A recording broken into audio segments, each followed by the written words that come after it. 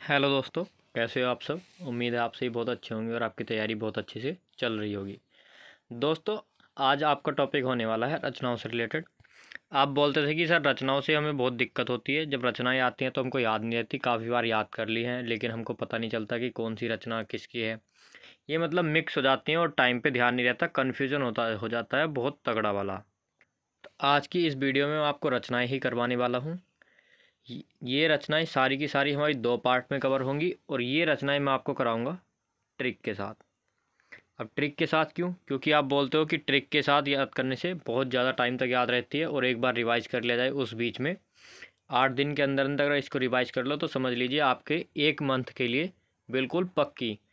1 month के अंदर अंदर अगर आपने 2 बार रिवाइज कर ली तो फिर ये आप 1 मंथ तक नहीं भूलोगे। और उसके बाद अगर 1 मंथ से पहले पहले अगर आपने फिर से मतलब प्रत्येक 1 वीक के अंदर 1 दिन आप इसको रिवाइज कर लोगे तो ये कभी भी आप भूल नहीं पाओगे। जैसे कि आपने बचपन में ABCD याद की थी और ABCD आपने इतनी याद की घर पे भी आप उसको ABCD बोलते रहते थे। कि कोई भी आपसे बोलता था कि ABCD सुनाओ तो आज तक वो ABCD आपको याद है। A फॉर एप्पल आज तक आपको याद है। तो आपने कभी सोचा कि हम ये क्यों नहीं भूले?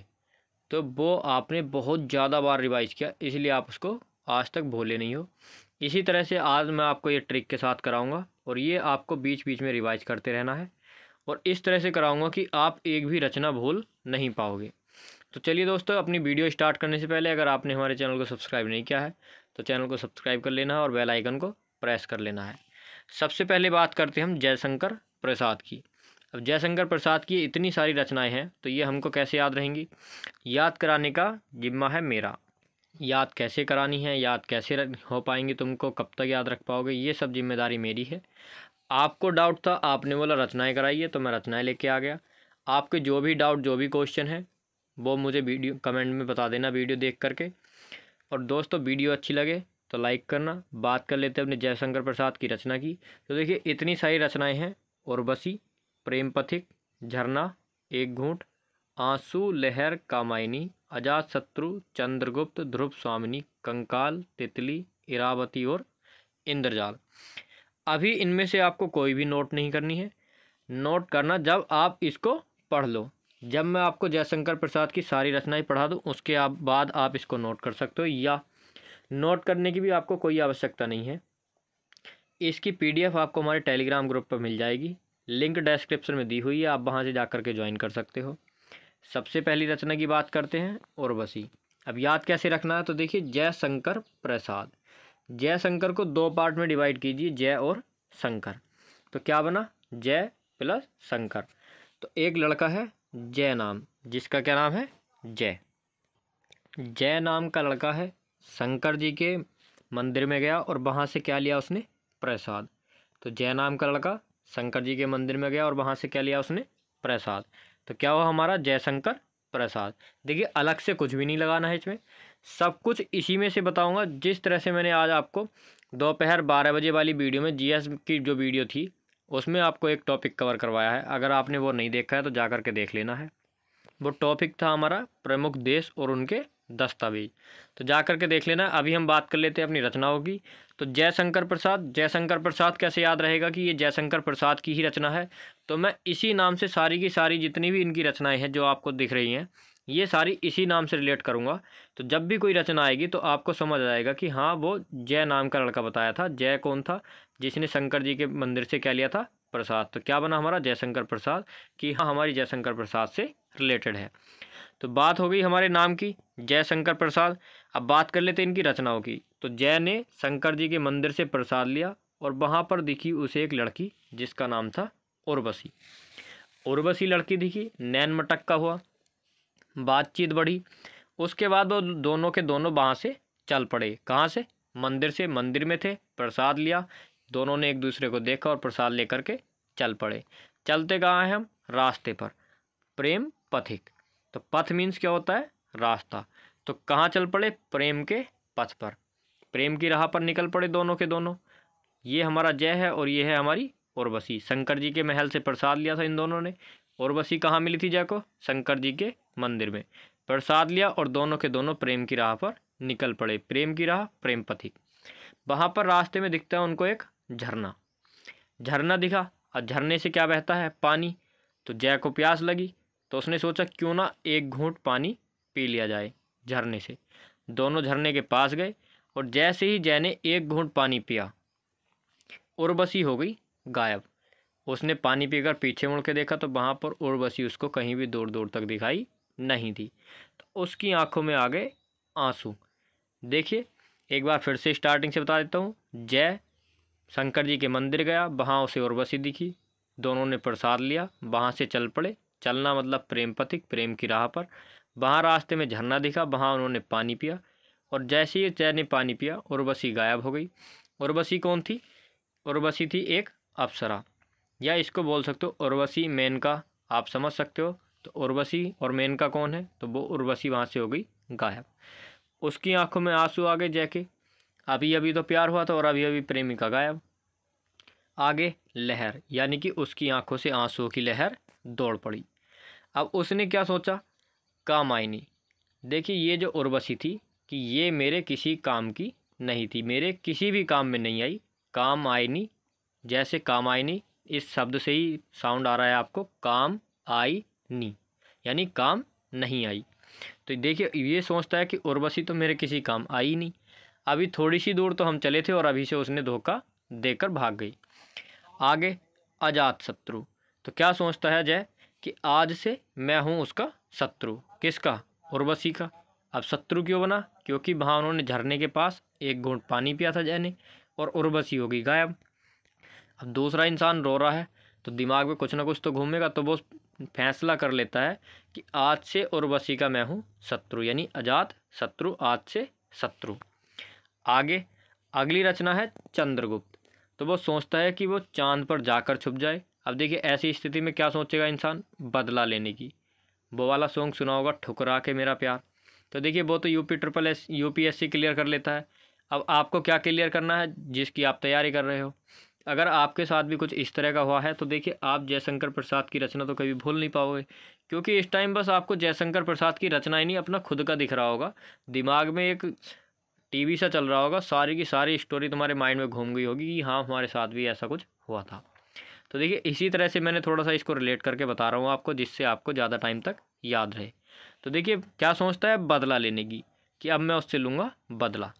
तो देखिए वो सोचता है कि चंद्रगुप्त, चंद्र से क्या है, चांद, और गुप्त से है छुपना, गुप्त। तो वो सोचता है कि चाहे तो चांद पर जाकर छुप जाए, या ध्रुव स्वामिनी, ध्रुव होते हैं पोल बोलते हैं, नॉर्थ पोल साउथ पोल, तो उनको ध्रुव बोलते हैं। और स्वामिनी देखिए पुल्लिंग होता है स्वामी, और स्त्रीलिंग किसी महिला की बात की जाए तो उसको बोलते हैं स्वामिनी। चाहे तो किसी ध्रुव की स्वामिनी बन जाए, चाहे तो चांद पर जाकर छुप जाए, बदला नहीं छोड़ूंगा। इसी सोच में वो हो गया कंकाल जैसा हो गया। कौन? जय। जय की बात चल रही है तो जय इसी सोच में क्या हो गया, कंकाल जैसा। इसको आप जय और बीरू दोनों दोस्तों से रिलेट कर सकते हो, वही वाला जय है, क्योंकि उसको तो उसकी मिली नहीं थी, वो तो मर गया था बीच में ही। तो देखिए इसी सोच में क्या हो गया, जय कंकाल जैसा हो गया। और किस सोच में होता कंकाल जैसा, कि उर्वशी से बदला लेना है और इतना कूटूंगा उसको कि तितली बना दूंगा मारते मारते।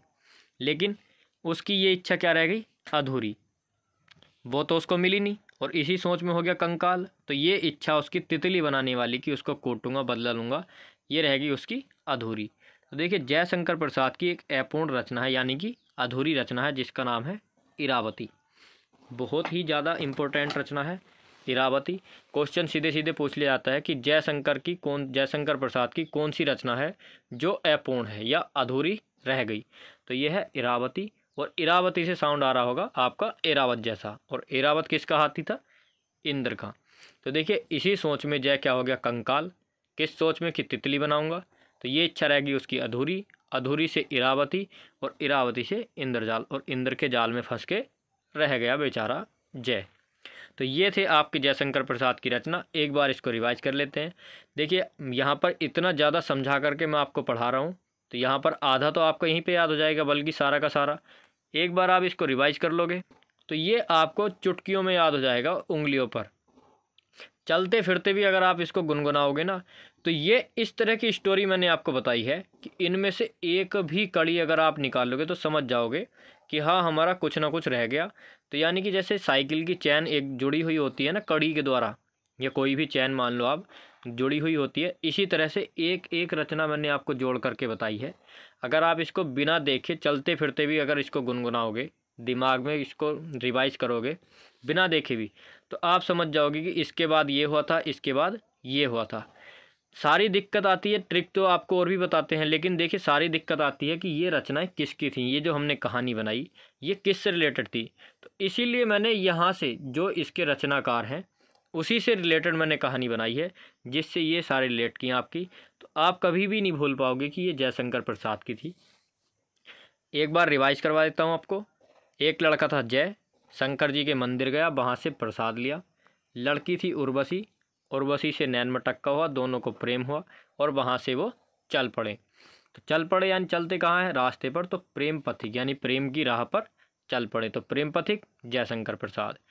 वहाँ रास्ते में उनको झरना दिखा, एक घूंट पानी पिया था जय ने और उर्वशी हो गई गायब, छुमंतर। जय की आंखों में आंसुओं की लहर दौड़ पड़ी। उसने क्या सोचा था, उसने सोचा कि उर्वशी तो मेरे काम आई नहीं, यानी कम आई नहीं। आज से मैं हूँ उसका शत्रु, अजात शत्रु। चाहे तो वो चांद पर जाकर छुप जाए, छुपना यानी गुप्त, चाहे चांद पर जाकर गुप्त हो जाए यानी चंद्रगुप्त।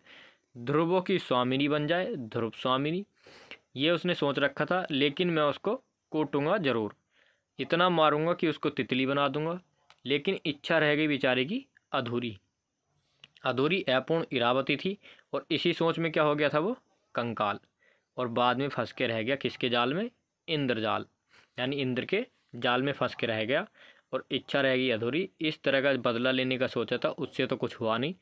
अगर आपको किसी से बदला लेना है तो कुछ बन करके दिखाइए, उससे बदला लीजिए। उसको जाकर पिटाई नहीं करनी है, कहीं पता पड़े कि पुलिस कंप्लेंट हो गई और आप पे लट कुट रहा है। तो कुछ बन के दिखाइए उसको, जिस वजह से वो आपको छोड़ के गई है उस वजह को पूरा कीजिए और फिर उसको दिखाइए कि तुम किस लायक हो। उसे महसूस कराइए कि उसने कितनी बड़ी गलती की। अगली रचना की तरफ चलते हैं। अगली रचना भी इतने ही मज़े के साथ और इतने ही आसान ट्रिक के साथ मैं आपको याद कराने वाला हूँ, तो इसलिए वीडियो को लास्ट तक देखना है। तो अगली रचना है हमारी मैथिली शरण गुप्त की। अब देखिए मैथिली शरण गुप्त, जैसे कि हम नाम से रिलेट करते हैं, तो मैं को अलग कीजिए और थिली को अलग, तो साउंड आएगा मैं थैली। थैली से साउंड आता है। शराब पीते हैं लोग, तो एक होती है कच्ची शराब, तो उसकी आती है एक थैली, पन्नी में भर के देते हैं। आपने देखा होगा बेवड़े लोग होते हैं, बहुत ज़्यादा पीते फिरते रहते हैं।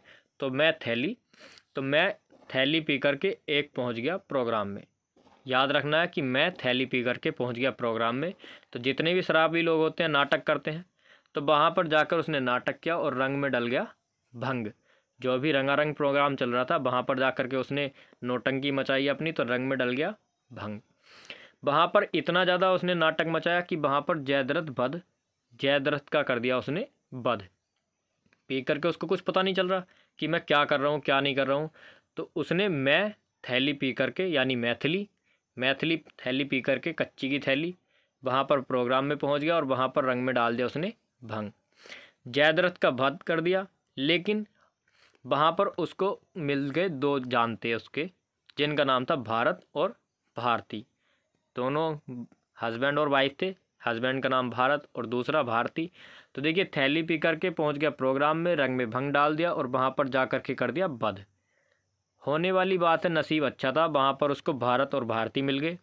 उन्होंने उसको छुपा दिया पंचवटी में, पंचवटी थी वहीं पर। अब जब किसी का मर्डर कर दिया तो यानी पुलिस केस होगा, पुलिस आएगी तो फिर उसको पुलिस पकड़ के लेके जाती। तो उसको पंचवटी में छुपा दिया, किसने, भारत और भारती ने। तो देखिए रंग में भंग डाला, जयद्रथ का वध किया, फिर भारत भारती ने कहाँ छुपा दिया उसको, पंचवटी में।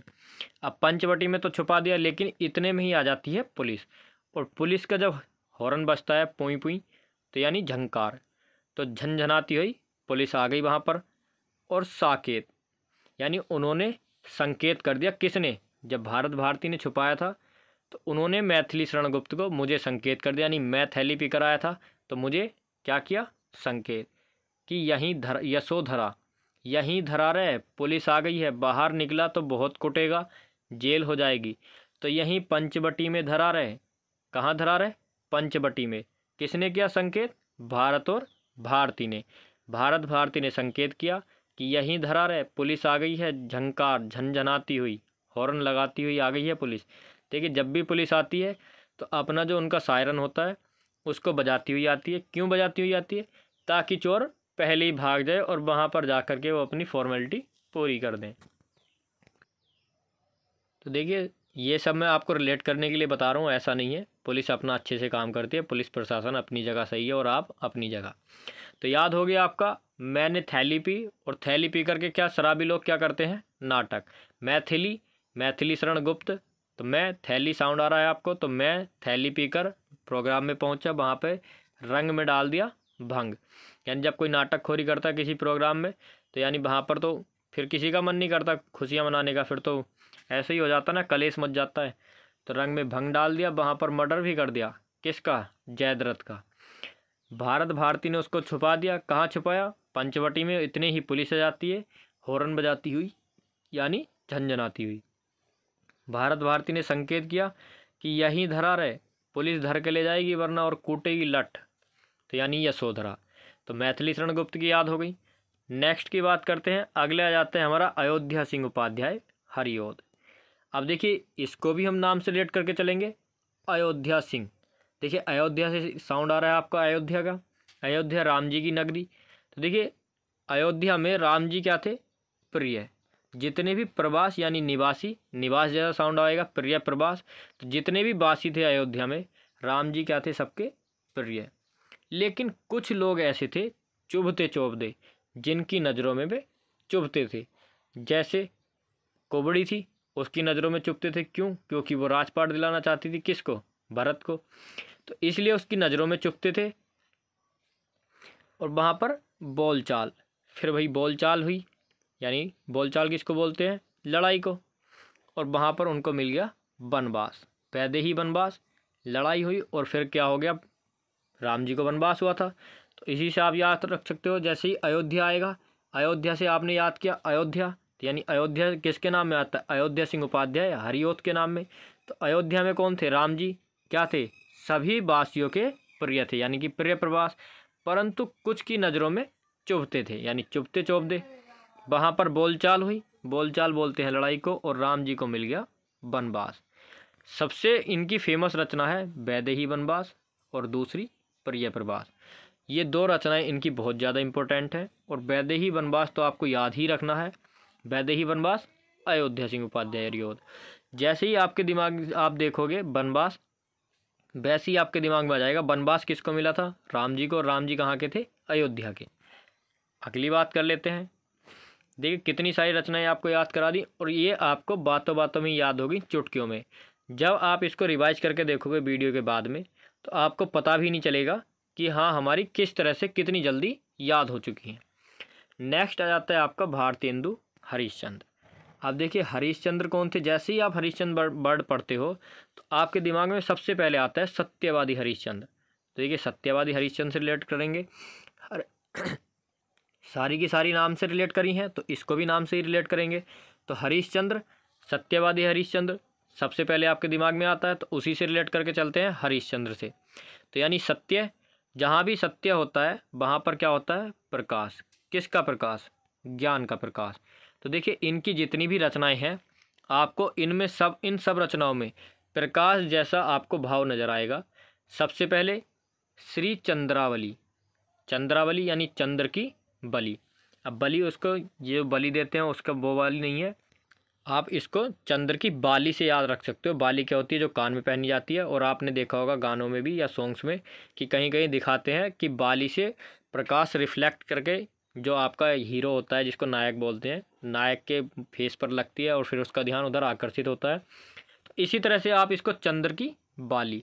तो देखिए चंद्र की बाली, जैसे ही आप देखोगे चंद्रावली यानी चंद्र की बाली याद किया था, और बाली से क्या होता था, ये जो अभी स्टोरी बताई है ये आपके माइंड में आ जाएगी। तो देखिए हरिश्चंद्र जी की प्रकाश से रिलेटेड थी, तो श्री चंद्रावली, चंद्र का प्रकाश। नेक्स्ट है आपकी भारत दुर्दशा। अब देखिए जहाँ पर हमने सत्य की बात की थी, जहाँ पर सत्य नहीं होगा, अगर भारत में सत्यवादी जैसे हरिश्चंद्र जैसे लोग नहीं होंगे, तो भारत की क्या हो जाएगी? दुर्दशा। अब दुर्दशा भारत की कब होगी? जब हरिश्चंद्र जैसे लोग भारत में नहीं होंगे। हरिश्चंद्र से हमारा मतलब है सत्य से। अगर सत्य खत्म तो हो जाएगी दुर्दशा, चाहे वो भारत हो चाहे कोई दूसरा देश। लेकिन हम रचनाएं याद कर रहे हैं अपनी। तो यहाँ पर हमें भारत दुर्दशा है तो सिर्फ और सिर्फ भारत को रिलेट करके चलेंगे कि भारतेंदु हरिश्चंद्र की कौन सी रचना थी, भारत दुर्दशा। भारत की दुर्दशा कब हो रही थी, जब सत्य खत्म हो रहा था और सत्य से सत्यवादी हरिश्चंद्र। नेक्स्ट है आपका अंधेरा नगरी। अब कोई भी नगरी हो, अगर वहाँ सत्यवादी हरिश्चंद्र जैसे लोग नहीं होंगे, यानी भारतेंदु हरिश्चंद्र, अगर हरिश्चंद्र जैसे लोग नहीं होंगे तो वो नगरी चली जाएगी अंधेरे में। सती प्रताप। अब देखिए, अगर सत्य है, पहले ज़माने में आपने देखा होगा सती की एक कहानी चलती है, वो आपकी मॉम ने आपको सुनाई भी होगी। सती भी वही होता है जो सत्य बोलती है, और उसका प्रताप भी होता है, वो अपने पति यानी मरे हुए पति को वापस ले आई थी भगवान से। तो देखिए, सती प्रताप तो किसकी ताकत हुई, सत्य की, और सत्य से हरिश्चंद्र, और हरिश्चंद्र से रिलेशन है हमारा भारतेंदु हरिश्चंद्र से। देखिए, सत्यवादी हरिश्चंद्र की रचनाएं तो आपसे पूछेगा नहीं, हरिश्चंद्र से रिलेशन आपका भारतेंदु हरिश्चंद्र से ही है, नाम से ही रिलेट करके बता रहा हूँ आपको, तो बिल्कुल कंफ्यूज नहीं होना है। तो सत्यवादी हरिश्चंद्र, और स्टार्टिंग में ही बताया था मैंने, हरिश्चंद्र यानी सत्य का प्रकाश, तो पूर्ण प्रकाश, और चंद्र प्रभा, प्रभा भी आपकी रोशनी होती है, और यहाँ पर भी आपका चंद्रबली, ये भी आपने प्रकाश से रिलेटेड याद किया था। तो ये हो गई आपकी भारतेंदु हरिश्चंद्र की रचनाएं। भारतेंदु हरिश्चंद्र यानी सत्य की बात, हरिश्चंद्र से आपको ये समझ में आता है सत्य, और जहाँ पर सत्य नहीं होगा, भारत हो या कुछ भी हो, उसकी हो जाएगी दुर्दशा, वो नगरी चली जाएगी अंधेरे में, और सती प्रताप भी आपका सत्य से ही रिलेटेड है। तो ये आपकी भारतेंदु हरिश्चंद्र की रचनाएं थी। नेक्स्ट आता है आपका सुभद्रा कुमारी चौहान। अब देखिए, सुभद्रा कुमारी चौहान इनकी जो रचनाएं हैं वो वीरों से रिलेटेड हैं। जितनी भी रचनाएं हैं इनकी वीरों से रिलेटेड हैं, यानी कि वो होता है ना देश के लिए मर मिटने वाली भावना, देशभक्ति वाली, तो इनकी उसी तरह से रिलेटेड सारी की सारी रचनाएं हैं। सबसे पहली रचना है, देखिए 2 रचनाएं ली हैं मैंने इनकी, बहुत ज़्यादा इंपॉर्टेंट, जो अक्सर पूछी ही जाती हैं। और मैं आपको बता दूं, मैंने प्रैक्टिस सेट में भी काफ़ी सारी ये जो है सुभद्रा कुमारी चौहान, इनकी रचनाएं करा चुका हूँ अपने प्रैक्टिस सेट में। हिंदी वाले जो प्रैक्टिस सेट होते हैं आपको जा करके देख लेने हैं, वहाँ से आपके बहुत सारे क्वेश्चन और इतने इंपॉर्टेंट क्वेश्चन कवर होने वाले हैं, आप अंदाज़ा भी नहीं लगा सकते कि कितने ज़्यादा इंपॉर्टेंट क्वेश्चन होने वाले हैं। तो देखिए, यहाँ पर सिर्फ 2 ही रचनाएं रखी हैं मैंने, आप गूगल भी कर सकते हो इनकी बाकी रचनाओं के लिए। तो सबसे पहली रचना है इनका वीरों का कैसा हो बसंत। तो देखिए, वीरों से ही रिलेटेड है, पढ़ते ही आपको समझ में आ रहा होगा, वीरों का कैसा हो बसंत, तो वीर ये है सुभद्रा कुमारी चौहान। दूसरा, झांसी की रानी। अब देखिए, झांसी की रानी भी एक वीरांगना थी, कितनी बहादुर थी। तो देखिए, इन्होंने उसी तरह से सारी की सारी रचनाएं याद की हैं। जैसे ही आप पढ़ोगे झांसी की रानी या वीरों का कैसा हो बसंत, आप फट से समझ जाओगे सुभद्रा कुमारी चौहान। अगली, सुमित्रा नंदन पंत। नेक्स्ट है हमारी सुमित्रा नंदन पंत। अब सुमित्रा नंदन पंत की बात कर लेते हैं। तो देखिए, सुमित्रा और नंदन, इसको करिए आप दोनों को अलग अलग। तो देखिए, सुमित्रा और नंदन से साउंड आएगा आपको पुत्र का। तो जो सुमित्रा का नंदन था, यानी नंदन यानी उनका पुत्र, तो उसको सुमित्रा जी ने ला के दिया क्या, बीणा। अब बीणा क्या होती है, बीणा बजाने के काम में आती है, तो गाना बजाना करते हैं बीणा से, जो सरस्वती माता जी के हाथ में होता है। और देखिए, आज जो आप लोग, ये हम लोग जितने भी स्टूडेंट हैं, तो सबसे पहले सरस्वती जी को ही पूछते हैं, उनकी ध्येय होती हैं। तो बीणा तो आपको याद ही रहेगा। सुमित्रा जी के जो नंदन थे, तो सुमित्रा ही चाहती थी कि मेरा बेटा पढ़ लिख के महान बने, यानी कुछ अच्छा करे, लेकिन वो होगा नादान सा, तो उन्होंने ला के दी उनको बीणा, क्योंकि सरस्वती माता ही विद्या देती हैं, तो उन्होंने उनको उसी तरह से उसी बेस में ढालना स्टार्ट कर दिया, और उसको ला करके दी बीणा। नाम रखा अपने पुत्र का पल्लव, पल्लव को ला के दी उन्होंने बीणा। और देखिए, उसकी युग वाणी, यानी कि उसकी जो वाणी थी, जब उसने बीणा बजाई और गाना स्टार्ट किया, तो उसकी वाणी युग युगांतर यानी युगों युगों तक प्रसिद्ध हो, इसी उद्देश्य से उन्होंने बीणा ला करके दी थी। और युग युगांतर दोनों ही रचनाएं आ गई, युगवाणी यानी उनकी वाणी, युग युगांतर युगों युगों तक प्रसिद्ध रहे। तो ये सुमित्रा नंदन आप फट से समझ जाओगे। पल्लव, सुमित्रा नंदन यानी सुमित्रा जी का जो नंदन था उसका नाम क्या था, पल्लव, एक रचना कवर। अब पल्लव को क्या ला के दिया था उन्होंने, बीणा, तो 2 रचना कवर। और बीणा क्यों ला करके दी थी, कि उनकी वाणी, ये लास्ट वाली रचना भी आपकी कवर, उनकी वाणी युग युगांतर यानी युगों युगों तक प्रसिद्ध रहे। तो देखिए, युगवाणी और युगांतर सारी की सारी रचनाएं कवर, और एक बची आपकी उत्तरा, तो इसको आप ऐसे ही याद कर सकते हो। तो सुमित्रा जी ने अपने पुत्र को ला करके दी बीणा, उसका नाम रखा पल्लव। बीणा इसी उद्देश्य से ला करके दी ताकि उसकी वाणी युगों युगों तक याद रखी जाए, यानी युग युगांतर। नेक्स्ट है आपका सूर्यकांत त्रिपाठी निराला। अब देखिए सूर्यकांत त्रिपाठी निराला, अब यहाँ पर आप सूर्य और कांत यानी सूर्य की कांति, जब सुबह सुबह सूरज उगता है तो सूर्य की कांति एक अलग ही मनोहर सी होती है, बिल्कुल एक अलग तरह की। तो देखिए अनामिका, सबसे पहले अनामिका, अनामिका यानी ओस की बूंदें।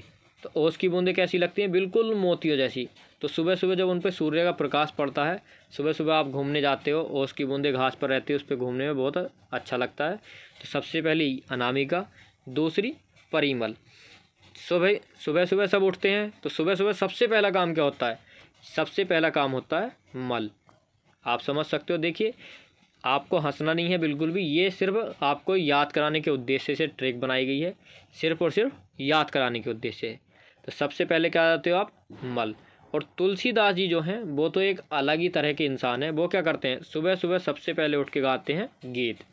क्या गाते हैं? गीत। तो अनामिका, परिमल, तुलसीदास और गीतिका। देखिए एक गीतिका है और एक है हरि गीतिका, दोनों अलग अलग हैं, बहुत ज़्यादा ध्यान रखनी है। तुलसीदास रचना दे देता है और आप लोग सोचते हो कि तुलसीदास तो तुलसीदास जी ने ही लिखी होगी, लेकिन आप गलत हो। तुलसीदास सूर्यकांत त्रिपाठी निराला। आपको फट से ध्यान आ जाएगा तुलसीदास किसकी रचना थी। हमको बताया गया था कि सुबह सुबह उठकर तुलसीदास जी गीत गाते थे। तो सुबह सुबह उठकर यानी कि जब सूर्य की कांति सुबह सुबह बहुत अच्छी होती है तो इस सब सूर्य उगता है, यानी सूर्यकांत त्रिपाठी निराला की सूर्य की कांति कैसी होती है? एक निराली होती है। तो सारी की सारी रचनाएं आपको नाम से ही रिलेट करके पढ़ा रहा हूँ। नेक्स्ट आती है आपकी कुकुरमुत्ता और उससे अगली है आराधना। तो सुबह सुबह क्या करते हो? पूजा करते हो, उसके बाद फ्रेश होकर के, और फिर उसके बाद या पूजा को बोल सकते हो या फिर आप बोल सकते हो आराधना। कुछ लोग क्या करते हैं? राम की शक्ति पूजा, कि राम जी की पूजा करते हैं। नेक्स्ट है आपका अप्सरा।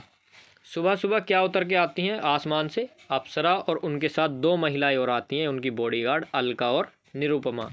निरुपमा एक्ट्रेस भी हैं, तो निरुपमा जी अगर इस वीडियो को देख रही हो तो नाराज़ नहीं होना है। अप्सरा की दो बॉडीगार्ड अलका और निरुपमा। तो ये थी आपकी सूर्यकांत त्रिपाठी निराला जी की। नेक्स्ट आ जाता है आपका महादेवी वर्मा। तो महादेवी वर्मा से रिलेटेड है। महादेवी से अब याद रख सकते हो महादेव। तो महादेव का क्या कर दिया? फीमेल, यानी महादेवी। तो महादेवी वर्मा की यामा सबसे ज़्यादा प्रसिद्ध रचना है और इतनी ज़्यादा पूछी जाती है और इतनी बार पूछी जा चुकी है कि आप सोच भी नहीं सकते कि कितनी ज़्यादा बार पूछी जा चुकी है। तो यामा सबसे पहले इसको याद करना है। तो आप ये भी सोच सकते हो कि महादेव ने यामा पर बैठाया किसको? महादेवी को। और बाकी की जो इनकी रचनाएं हैं सारी की सारी स्त्रीलिंग ही हैं, निहार, रश्मि, नीरजा और दीपशिखा। आप सिर्फ इसको भी याद रख सकते हो यामा को, लेकिन अगर आप जहाँ भी देखोगे निहार, रश्मि, नीरजा, दीपशिखा, महादेव जी का क्या कर दिया? फीमेल क्या होगा? महादेवी। तो सारी की सारी इनकी स्त्रीलिंग ही रचनाएं हैं महादेवी वर्मा की। सबसे पहली आपको मैंने जो सबसे फेमस है वो याद करा दी आपको, यामा। ये वीडियो भी बहुत ज़्यादा लंबी हो चुकी है इतनी सी आपकी रचनाओं में, लेकिन ये रचनाएं जितनी भी आपको याद हो ही गई हैं। आप इसके बाद जो वीडियो कंप्लीट होती है उसके बाद देखना कि हाँ आपको कितनी याद हो चुकी है। तो महादेवी वर्मा से रिलेटेड आपको सारी याद करा दी। सबसे फेमस यामा, जो हमारे महादेव हैं यानी शिव भगवान कौन सी गाड़ी चलाते हैं? यामा। यामा गाड़ी आपने सबने देखी होगी, अच्छी सी गाड़ी है। तो यामा और बाकी की इनकी सारी निहार, रश्मि, नीरजा और दीपशिखा, ये थी महादेव की गर्लफ्रेंड जिनको यामा पे घुमाते थे। तो आप इसको ऐसे भी याद रख सकते हो, निहार, रश्मि, नीरजा और दीपशिखा। 4 गर्लफ्रेंड थी किनकी? महादेव यानी शंकर भगवान की। और किस पे घुमाते थे? यामा पे। नेक्स्ट है आपकी माखन लाल चतुर्वेदी। इनकी एक ही रचना है हिमतरंगिणी, जो मैं आपको यहाँ पर याद करा रहा हूँ, और इनकी इसी रचना को बार बार पूछा जाता है। तो यहाँ पर मैंने एक ही रचना रखी है। बाकी की वीडियो जो बाकी की रचना है वो आपको आगे भी मिल जाएंगी। यही नहीं सोचना है कि बस सिर्फ इतनी ही याद करा रही हैं, ये ट्रिक के माध्यम से याद कराई जा रही हैं। तो इसलिए मैंने कुछ जो मेन है, जो मुख्य हैं, वो रचनाएं आपको ला करके दी हैं। ऐसे तो बहुत सारी रचनाएं हैं, फिर आप उसमें बोर हो जाते कि इतनी सारी रचनाएं हो गई। बाकी मैं आपको प्रैक्टिस सेट के माध्यम से या किसी और तरीके से वो आपको मिलती रहेंगी, चिंता बिल्कुल नहीं करनी है। नेक्स्ट आ जाता है आपका अज्ञे। अब देखिए आपसे बचपन में बहुत ज़्यादा पूछा जाता था कि अज्ञे जी का पूरा नाम बताइए, तो आपको बोलने में दिक्कत होती थी और इसमें थोड़ा कन्फ्यूजन भी होता था। जब आप बोलते थे सच्चिदानंद हीरानंद तो बात्स्यायनज्ञ या बास्त्यायनज्ञ इस तरह से कन्फ्यूजन हो जाता था।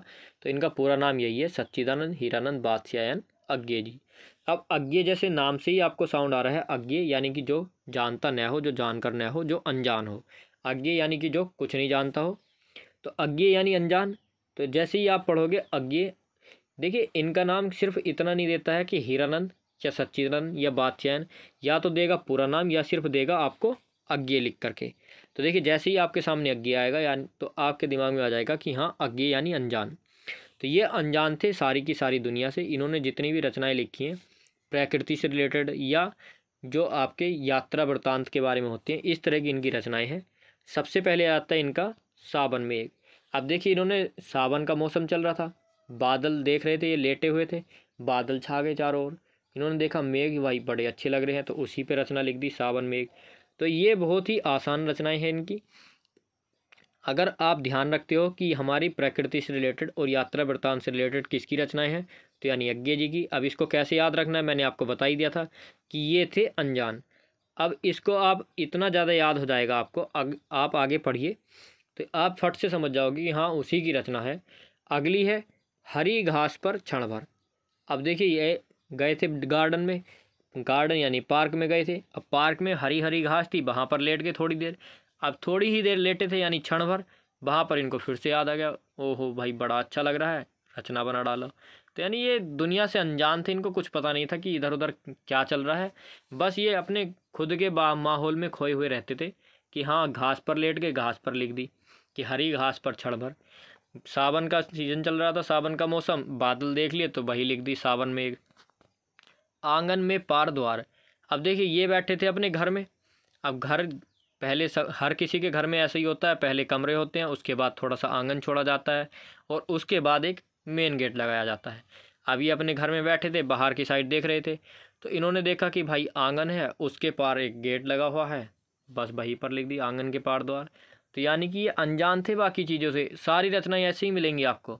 अगली रचनाएं देखिए, कितनी नावों में कितनी बार। अब देखिए मैंने आपको बताया था पहले कि यात्रा वृत्तांत पर। अब यात्रा वृत्तांत यानी घूमने वूमने जाते थे। पहले तो पुल वगैरह इतने ज़्यादा, ब्रिज जो होते हैं आपको पता ही होगा, इतनी ज़्यादा फैसिलिटी नहीं थी उस टाइम पे। तो यानी नाव चलती थी इस पार से उस पार जाने के लिए। तो बस यही लिख डाला कि कितनी नावों में कितनी बार बैठा हूँ। तो ये बहुत ज़्यादा फेमस है इनकी, कितनी नावों में कितनी बार। इसको स्टार कर लेना है, बहुत ही ज़्यादा फेमस है। अगला है सागर मुद्रा के नीचे। अब भाई ये नावों में बैठे थे, नाव से एक दिन पलट गई यानी ये डूब गए, यानी सागर में डूब गए। वहाँ पर मिली उन्हें नीचे, जब ये नीचे पहुँच गए तली में, वहाँ पर मिली इन्हें मुद्रा। मुद्रा किसको बोलते हैं, रुपया पैसा, उसको बोलते हैं मुद्रा। तब इनको पता चला कि मैं क्या था, यानी कि पहले मैं सन्नाटा बुनता था, यानी कि पहले मैं ऊट पटांग रचनाएं करता था। सन्नाटा क्या होता है, एकदम शांत माहौल, यानी कि अपने आसपास की चीज़ों को मतलब खुद में ही खोया रहता था। तो यानी कि मैं कितना अनजान था इस दुनिया से कि पहले मैं सन्नाटा बुनता था, कि पहले पता नहीं मैं क्या क्या लिखता रहता था। और इसकी नॉलेज ने कब आई, जब ये डूब गए और इन्हें मिला पैसा। जब इन्होंने पैसा खर्च किया, थोड़ा फैशन में आए, थोड़ा ट्रेंड में आए, तब इन्हें पता चला कि बाहर की दुनिया क्या होती है। फिर इन्होंने अपनी लास्ट में लिखी कि पहले तो मैं सन्नाटा बुनता था, अब थोड़ा तड़कता भड़कता लिखूंगा, मतलब ज़बरदस्त था। नेक्स्ट आ जाते हैं आपके धर्मवीर भारती। धर्मवीर भारती, इसको आप धर्म से रिलेटेड कर सकते हो। धर्मवीर भारती नाम से ही आ रहा है आपका धर्म और अधर्म। देखिए जहाँ पर धर्म नहीं होगा वो युग कैसा होगा, बिल्कुल अंधा युग। यानी कि जब धर्म की कोई बात ही नहीं की जाएगी, जैसे रावण का युग था, यानी कि उसको अंधा युग बोल सकते हो आप। अपनी मनमानी चलाता है राजा, ना ही ये देखता है कि ये सही है या गलत। तो वो युग कैसा होगा, जब कोई धर्म की बात ही नहीं की गई, तो अंधा युग, अंधाधुंध काम चल रहा है। कनूप्रिया, ठंडा लोहा। अब देखिए जहाँ पर धर्म नहीं होगा वहाँ पर सारे काम ऊट पटांग ही होंगे। तो इनकी सारी रचनाएं आपको ऐसे ही मिलेंगी ऊट पटांग सी। ये है एक कनूप्रिया, इसको याद कर लेना है। ठंडा लोहा, ठेले पर हिमालय। देखिए ठेले पर हिमालय, हिमालय कितना बड़ा होता है और ठेला कितना छोटा होता है। गुनाहों का देवता, तो जो राजा धर्म की बात नहीं करेगा तो उसको क्या बोला जाएगा, गुनाहों का देवता। जब धर्म और नीति के अनुसार कार्य नहीं करेगा तो कैसा देवता होगा, गुनाहों का। तो क्या करेगा वो, गुनाह। सूरज का सातवां घोड़ा। अब देखिए ये भी ऊट पटांग काम है। जो सूर्य मंदिर है और जो सूर्य रथ है, ये क्वेश्चन भी पूछ लिया था कि उसमें कितने घोड़े हैं, यानी कि 7 घोड़े। तो एक रथ में 7 घोड़े लगाने की क्या आवश्यकता थी, तो यह भी अधर्म काम हुआ। मुर्दों का गाँव, अब देखिए वो गांव कैसा होगा, जिस राज्य में जिस गांव पर कोई राजा है जो राज कर रहा है, वो अधर्म के काम करता है सारे, तो उस गांव के उस राजा को कह भी नहीं सकते, तो कैसी ज़िंदगी जिएंगे, जीते जी मुर्दों जैसी। तो कैसा गांव हो जाएगा वो, मुर्दों का गांव। बंद गली का आखिरी मकान, तो ये भी किससे रिलेटेड है, आपका धर्मवीर भारती से। नेक्स्ट आ जाता है आपका हरिवंश राय बच्चन। अब हरिवंश राय बच्चन को किससे रिलेट करेंगे, बच्चन। तो बच्चे से साउंड कैसा आ रहा है आपका, बच्चा। तो देखिए बच्चा, तो बच्चे की वाणी, बच्चे के काम कैसे होते हैं, एकदम मधुर। मधुशाला, मधुवाला और मधु कलश, सारे के सारे बच्चे रिलेट कर सकते हो आपको। और यहाँ पर देखिए, यहाँ पर मधु, सारी की सारी रचनाओं में मधु आ रहा है। और इनकी 3 रचनाएं और हैं, निमंत्रण, खादी के फूल और सूत की माला। ये रचनाएं थी आपकी धर्मवीर हरिवंश राय बच्चन की। नेक्स्ट आ जाता है आपका केदारनाथ सिंह। तो केदारनाथ, इसको आप केदारनाथ से ही रिलेट कर सकते हो। केदारनाथ में जब ये बाढ़ आ गई थी, तो वहाँ पर रोटी के भी लाले पड़ गए थे, रोटी भी नहीं मिल पा रही थी। और बैल को रिलेट कर सकते हो आप नंदी से, कि जिनको रोटी मिली और जो नंदी के पास थे वो तो बच गए और बाकी के सब मर गए। तो रोटी या बैल, केदारनाथ में किसका सहारा था, या तो रोटी का या फिर बैल का। बैल से हमारा नंदी, तो केदारनाथ में किसका सहारा, या तो सिर्फ रोटी या सिर्फ बैल। नेक्स्ट आ जाता है आपका सरदार पूर्ण सिंह। अब देखिए इनके नाम से ही पता चल रहा है, सरदार पूर्ण सिंह। पूर्ण क्या होता है, यानी कि पूरा, और सरदार जी को क्या था, सरदार जी थे पूर्ण। अब देखिए पूर्ण से मतलब है हमारा ज्ञान की प्राप्ति। सरदार जी को जब ज्ञान की प्राप्ति होगी तो यानी कि वो हो गए पूर्ण, किससे, ज्ञान से परिपूर्ण। तो उनमें क्या आ गई, आचरण की सभ्यता। तो आचरण की सभ्यता यानी आचरण और सभ्यता, सभ्यता होती है आपकी जो आपके समझ होती है, तो वो आपकी सभ्यता, कैसे रहना है, कैसे खाना है, कैसे पीना है, कैसे बोलना है, ये सब आपकी सभ्यता के अंतर्गत आती है। और आचरण भी आपका वही निश्चित करती है आपकी सभ्यता। तो जब आपको ज्ञान की प्राप्ति हो जाती है तो आपके आचरण में आ जाती है सभ्यता। आपको फ़र्क पता चल जाता है मजदूरी और प्रेम में। तो मजदूरी और प्रेम, सरदार पूर्ण सिंह। कन्यादान, अब देखिए अगर आपको समझ है तो आपको कमेंट बॉक्स में बताना है कि कन्यादान, इसमें बहुत बच्चों को कन्फ्यूजन होता है कि इसमें कौन सा समास है। तो ये भी आपको इसे रिलेट करना है। अगर आपको ज्ञान है तो आप बता सकते हो कमेंट बॉक्स में कि कन्यादान में कौन सा समास है। नेक्स्ट आ जाता है आपका, और ये आज के लास्ट होने वाला है हमारा, क्योंकि वीडियो बहुत लंबी हो जाती है अगर मैं बाकी की रचनाएं भी कराता, बाकी की हम करेंगे नेक्स्ट पार्ट में। आचार्य रामचंद्र शुक्ल। अब देखिए हमने याद किया था, यहाँ पर राम से रिलेट करेंगे हम। उससे पहले बता दूं, यहाँ पर रामचंद्र शुक्ल नाम दिया गया, आचार्य रामचंद्र शुक्ल। तो यहाँ पर रामचंद्र, रामचंद्र किसको बोलते थे, राम जी को। लेकिन इससे पहले हमने पढ़ी थी अयोध्या सिंह उपाध्याय हरिओत की, तो वहाँ पर हमने अयोध्या से रिलेट करा था और अयोध्या में राम जी को देखा था। वहाँ पर राम जी को वनवास भी हुआ था, चुभते चौबते थे। देखिए जैसे ही मैंने आपको बताया अयोध्या सिंह उपाध्याय हरिओत, आपको फट से समझ में आ जाएगा कि अयोध्या में हमने क्या क्या देखा था। तो देखिए आपको समझ में भी आ गया होगा। तो इसी तरह से मैंने आपको बताया था कि जब आप वीडियो के लास्ट तक पहुंचोगे, अगर आप कुछ भी याद ध्यान करते हो कि हमने क्या पढ़ा है, तो आपको इन्हीं ट्रिक के साथ एकदम से समझ में आ जाएगा। जैसे ही मैंने अभी अयोध्या सिंह उपाध्याय हरिओत का नाम लिया, तो आपने देखा कि वहाँ पर हमने अयोध्या से रिलेट करा था। यहाँ से और हम रिलेट करेंगे रामचंद्र से। तो देखिए अयोध्या, अब आपको कन्फ्यूज़न कैसे नहीं होगा, बता इसलिए रहा हूँ कि आपको बोलोगे कि सर कन्फ्यूज़न तो नहीं होगा। तो कन्फ्यूज़न इसलिए नहीं होगा क्योंकि वहाँ पे हमने अयोध्या से रिलेट करा था और यहाँ पर हम करेंगे रामचंद्र जी से। तो अयोध्या जैसे ही मैंने आपको बोला, आपके दिमाग में आ भी गया होगा कि वहाँ पर वैदेही वनवास पड़ी थी, यानी वनवास हो गया था, यानी चुभते चौबते बोलचाल, यानी वहाँ पर लड़ाई हुई थी। तो इस तरह से उनकी रचनाएँ हमने पढ़ी थी। अब यहाँ पर हम करेंगे रिलेट रामचंद्र शुक्ल से। तो रामचंद्र शुक्ल, सबसे पहला भय और क्रोध। तो क्या रामचंद्र जी में भय या क्रोध जैसी चीज़ कोई थी, बिल्कुल नहीं। ये सारी भाव पर हैं। ये देखिए बहुत ही आसान रचनाएं हैं, ये सब रामचंद्र जी के भाव पर देख सकते हो कि उनमें कौन कौन से गुण थे, कौन कौन से नहीं थे। तो यहाँ पर सिर्फ आपको इसी बात को माइंड में रखते हुए कि उनके भाव की बात कर रहे हैं कि उनमें क्या क्या क्वालिटीज़ थी। तो देखिए भय और क्रोध बिल्कुल भी नहीं था, ना ही रामचंद्र जी किसी से डरते थे और ना ही अपना क्रोध किसी को दिखाते थे। पूरे रामायण में वो कभी गुस्सा हुए, सिर्फ एक बार हुए थे समुद्र के ऊपर। आपको ध्यान भी आ गया होगा। दूसरी बात, ईर्ष्या, किसी से ईर्ष्या थी, बिल्कुल नहीं। घृणा करते थे, बिल्कुल नहीं। करुणा, वो करुणा तो उनमें कूट कूट के भरी थी। लज्जा और गिलानी, लोभ और प्रीति, और लास्ट में आपका चिंतामणि।